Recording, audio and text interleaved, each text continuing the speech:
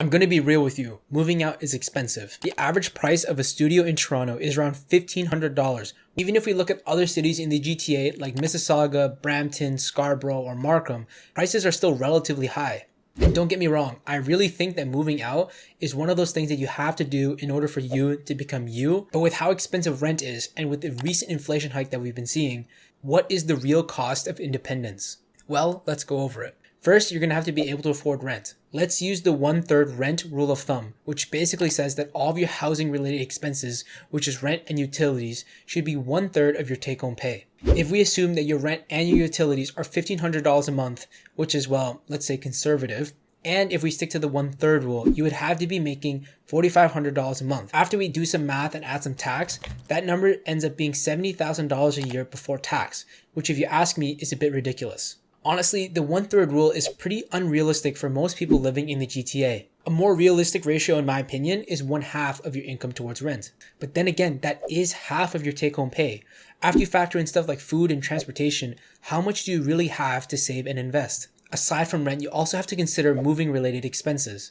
For most of our lives, we've been living either at home or at university, so we don't have a bed or a whole bunch of cooking supplies that we can just take and leave with us when we go to a new place. So you have to buy all that stuff. Honestly, moving out and buying all that stuff is really expensive, and I really think that you would underestimate how much it would cost. I'm in the process of moving out right now, and I'm trying to keep all of those moving related expenses to under $5,000, but honestly, it's going to be pretty tough, I think. If you're moving out, you're also going to need a pretty significant emergency fund. A lot of people recommend having at least 6 months worth of living expenses saved, but for a lot of people, that's going to be a lot of money that you have to save up before you move out. Like I said, moving out is expensive, but you already knew that. Let's instead explore the option of what would happen if you stayed at home. I think it goes without saying that living at home is going to be way cheaper than moving out. If your parents don't charge you rent, that's great. Your living expenses have drastically been lowered. And that means you can take all that extra money that you would have used for rent or for utilities or for internet and use that money to pay off your student loans or start investing. But even if your parents do charge you rent, at least you're paying money towards them and helping their net worth grow, rather than paying a landlord that you've never met before. By staying at home after you graduate for 2 or 3 years, you can really kickstart your net worth by taking advantage of your lower cost of living. As a thought experiment, that $1,500 a month that you were going to use for rent and utilities would be equal to $18,000 a year. That's 3 years worth of TFSA contributions, by the way. On top of that, your emergency fund is not going to really be that big if you're living at home. So you can instead use that liquid cash to invest and save more. Right now is a weird time for recent graduates. A lot of companies are giving employees a hybrid solution of working from home, while other companies are saying, screw it, work from home forever, we don't care. If in the past, if you lived in one of these non-Toronto GTA cities like Mississauga or Brampton, you'd have to commute downtown to get to work in a lot of cases. And this commute is hell, it's 1 hour there, 1 hour back, and it just drains your mental. But with working from home, it really opens up our options and allows us to think outside of the box to really lower our living expenses and start investing more.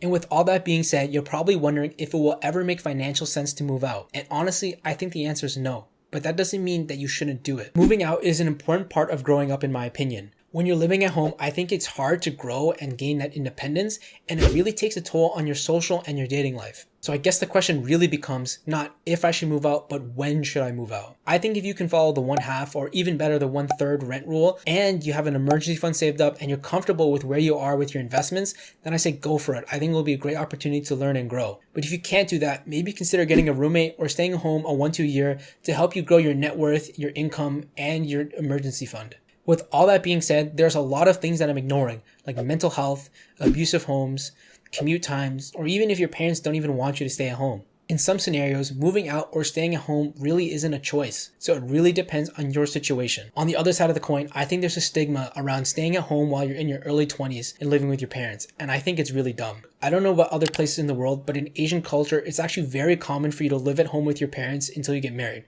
Well, maybe not that long, that's a bit pushing it, but you get the point. Just because everyone is telling you that you should shell out half of your income on rent doesn't mean that you should. Now, from the arguments that I'm making, it probably sounds like I'm never going to move out and I'm going to live in my mom's basement forever. But even though I love my family and they're very supportive of me staying at home, I'm actually in the process of moving out right now. If you want to know where I'm moving and how much it costs, make sure to subscribe so you don't miss out on the reveal.